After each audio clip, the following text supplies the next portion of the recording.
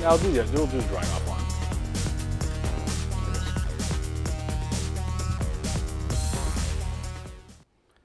So we are now in the news section. HTML5 offers many new web development features. So Gavin, I am curious to see what you think about how this will impact things in the cloud.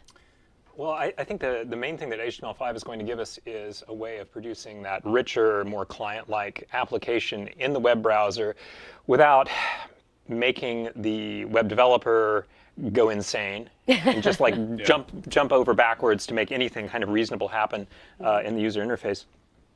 But also to make it a better user experience, because you don't have to send as much stuff down to the browser to make it happen, and things that previously weren't possible are going to be possible. Like video, for example. Like video, for example, is a great example. Like right now, if you want to do video on the web, gotta use Flash. You gotta use Flash, or people have tried QuickTime and stuff, but the deployment really isn't there. So hopefully, HTML5 video will let us start to have video kind of pervasively on the internet in a way that's good for users and not just a certain technology vendor. Yeah, and one thing to add in, an interesting other thing besides video, if you look at that presentation, and there's been a lot of discussion today, is the notifications API, because normally you'd have annoying JavaScript alert dialogues, but now you get things like push notifications and such. So I think that'll be interesting. If you look at that API rocks link, there's just a ton of things you never heard of, so it's going to start filling the gaps between the desktop and kind of cloud apps. Yeah. Great. What about you, Mark? Do you have any thoughts on it? Yeah, I think that, obviously, I'm viewing the world through this window more and more. What window is that, Mark? Sorry, I should be clear. My iPad, which this I window love, over here? which I sit on my couch, surfing the web on this thing on your couch is awesome. But it's really annoying, too, because YouTube doesn't work. There is YouTube application, so we'll work through there, but there's a lot of things I go and try to use that are suddenly, even this weekend actually, if you go to our site, we base a lot of YouTube videos up on the site right now, and you can't go and watch them, so that's really annoying. So I'm hoping, either HTML5 takes off or doesn't. And frankly, from where I sit, I don't really care who wins. Apple obviously cares quite a bit. There is a side of me that says HTML5 is a standard, and so therefore it's kind of nice that a standards body is behind us, something like this rather than one company. So I guess if I had to pick, I'd hope HTML5 wins, I guess. But this fragmentation that's occurred right now is kind of annoying, and I hope it goes away soon. I would concur. I want to see all of our videos that are on YouTube on the iPad. Yep. When I steal it and you can't watch it at home. Damn it, I tried. All right, story number 2. There's a new cloud communications alliance. We've talked about different cloud alliances on the show before. So now there's a cloud communications alliance that was just announced at the Cloud Computing Expo. And this is different from the ones we've spoken about before. It's not the same thing. Yes, this is completely different. It sounds the same, though. Yeah, there are about 8 companies involved in it. The goal is to create the nation's first high-definition enterprise voice and data network in the cloud. And the idea is to ensure flexible and manageable voice and unified communication solutions. So one of the companies involved, Altiva, their CEO, Bill, I'm going to chop his last name, Bumbernick. Bumbernick, that's what it looks like to Bill me. Bumbernick said, the Cloud Communications Alliance is not just about voice over IP, hosted PBX, or unified communications.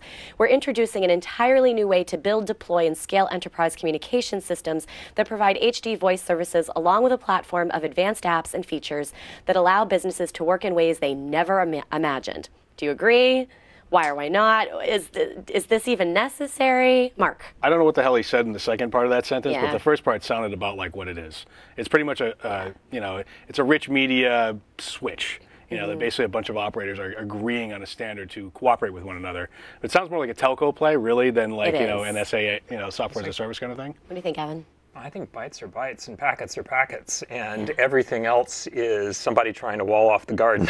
Yes. Well, that's kind of that's kind of where I was trying to go with this. Is do you think someone's trying to wall things off? I don't know what these guys are doing. I'm highly suspicious of the telco mindset. It is a telco mindset. Have the bells really bash us over the head with these problems? Yes, the bells have held us back. I completely concur with that. Jason, what do you think?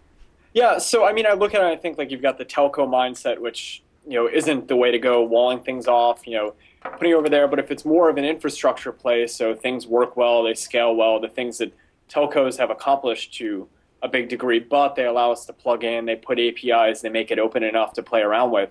That I think could be big. So it's kind of, the devil's in the details and what are those exact details. So it could be nothing, or it could potentially be something big. I think we'll keep our eyes on that just to see where things go with the alliance. And if the audience too, if you have any comments about this too, make sure you mention it in the chat room. We do have our live chat going, so Roberta will make sure to post those questions. Our federal CIO, Vivek Kundra, recently delivered a keynote address that was talking about the potential economic benefits of cloud computing for the U.S. government. We could really use some of that right now. According to his presentation, he said that the federal government spends over $76 billion annually on more than 10,000 systems, and that's to support 300 million plus Americans.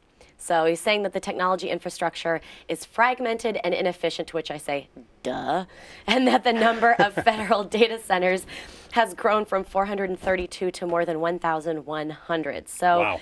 Is cloud computing going to be a catalyst for change with the government when it comes to IT costs? Will they be able to rein in IT costs using the cloud? Gavin? I don't see it. I think IT systems are like people. They're each a beautiful and unique snowflake, and people have to be able to communicate with each other, but, it is never a one-size-fits-all solution. That's actually a little... giving him a plug. It's a little picture of a house inside of a multicolored camera iris. Lord. Just, I'm saying, Picasa. Yeah. Awesome We'll be stuff. talking about that later. Anyway. So what do you think, Jason? Yeah, so I mean, like, the whole great thing about cloud computing, whether it's the infrastructure part or the software as a service, is it makes things easier, it makes them more cost efficient. But you look at things like CRM, 80% of CRMs fail or something. The question is, can they take what's there, what's given, what's supposed to work well, and actually do it when you're that large and you are literally the bureaucracy of the country? So I think it'll do something. The question is, how big and how long, and can they stick with it? Kind of like that, I think, project in New York where they just had tons of consultants and it ended up costing, $700 million for what's essentially a simple software system. So we'll see. I have an interesting view on this. Okay.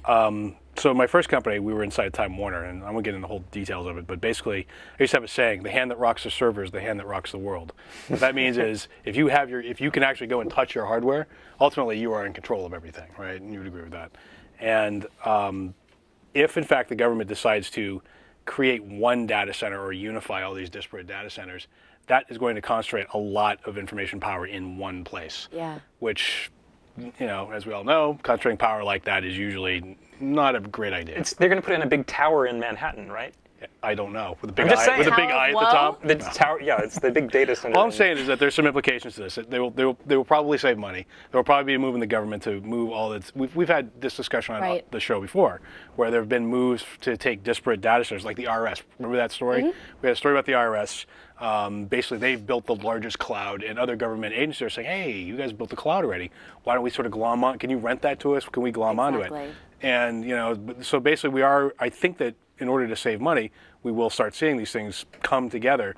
Whether that's a good idea politically and power-wise is another idea. Right. So. And then we've got all the companies in Europe that are looking to what we're doing here, and it's one big mess. But at least we have a federal CIO that has a background in this. We do. At least we have somebody talking about this, which is at least it's part of the discussion. Previous administrations. So yes. Oh, and also the full remarks from Vivek Kundra's speech can be found in the chat room. We'll make sure that we get that in there, and his slide presentation as well. So if you want to look at those after the show. Story number 4. A cloud mashup is a new type of application that combines cloud computing services from different clouds with your on-premise data and services. So what issues do you think could arise from these mashups, these cloud mashups, Gavin? Well, there's the usual data leaking problems. It's like, I didn't mean for you to mash that up that way. But on the other hand, it's exactly what I'm talking about for the government systems. It's like, yeah, we want to mash stuff together. We want things to talk to each other and work well together. But we want each thing to be good at something, not to have one thing that's kind of at everything. So I think mashing things together is fundamental to the cloud. When wouldn't it make sense to mash up different services for cloud? I think when you have really different expectations about quality of service, privacy, user access, any of that kind of stuff where you're risking something by doing it wrong. So the greater the risk, the more careful you have to be about the edges. Okay. Jason, do you have any thoughts on cloud mashups? Yeah, so I mean, one part is you got the hardware aspect, and I think you see people might use something, cloud files from Rackspace, and they might actually use EC2 just for configuration reasons and kind of mash those together. But, what we're more versed in and interested in is kind of what's going on with the software end, where, for example, we saw an entire company this week just doing an app based upon high-rise and sending mail letters, and kind of, that's one part. And also, how do all these apps talk to each other? Like Gavin said, do one thing or maybe two things, do it well and work with the others. So you get online invoicing systems, interfacing with CRM systems. I think that's really interesting on the application level, where just they talk together and everything works together nicely. Mm-hmm. What about you, Mark? What are your thoughts on cloud mashups? I like them. I think they're the way that this will at least start off, and it may even stay here for some period of time. Mm-hmm. We're seeing a lot of, I was actually reading, I don't want to go to the next story, but reading the next story. We can do that. And they do something, Twitter does something very similar to what we do at Mahalo. Right. That is, we use Amazon, some Amazon services for some things we do, in particular images. Yeah. Twitter does the same thing for images. So I think that probably for a lot of applications, there will be part in the office, part in the cloud, part in different clouds, and stuff that's best done locally. Even I don't think applications on the desktop are going to go away entirely. I don't believe that you'll just be viewing the world through a browser entirely for all things. And you probably disagree with me, but that's what I think. We're going to talk about the browser with Gavin separately. Go watch the last show. No jumping ahead in the show notes. Again, no jumping ahead in show notes. I'm done. But we can jump ahead to the next story. We can. So Twitter just had its Chirp conference. We know about this, right? And they announced that they're getting their own data center. So why move from their managed hosting provider, NTT America? I mean, NTT was actually expanding partially because of Twitter's need for more space. Yeah. Maybe that's it. But why move away from NTT America? And then what added benefit will Twitter get from having its own data center space? Mark. I think it's just basically cost. I mean, I'm guessing here. I'm not them, but at a certain point, you go to a certain extent, and you go, well, we could keep renting cages here and giving, the company you're renting from is making a profit off of you. Mm-hmm. So you could be saving the money that they're making as a profit. And if you're as huge as Twitter and likely to get bigger, you just sort of look at it and go, you know what, let's just build our own. Classic vertical integration play. Just like, oh wait, if we own the farms, then we can make the beef cheaper and get it to our supermarkets cheaper. And where do you think they'll put it? Does it matter? No. Where the power's cheap? In America, I think, but I don't think other than that. I'll look for tax incentives, and you can put a data center anywhere, right? So you put it where it's most profitable to. Okay. Jason, we got you back up. What do you think?